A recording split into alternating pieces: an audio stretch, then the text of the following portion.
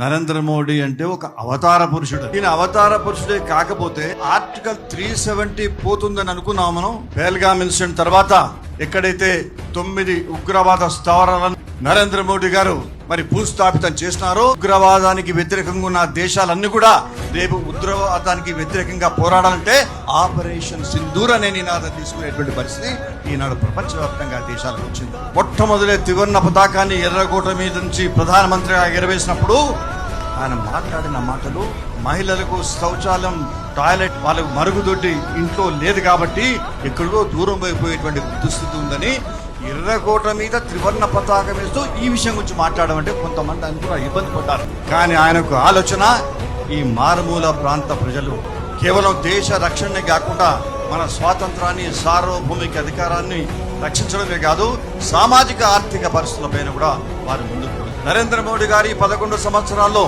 వారు మాట్లాడిన ప్రతి మాటలో మనం ఒకటి చూస్తాం.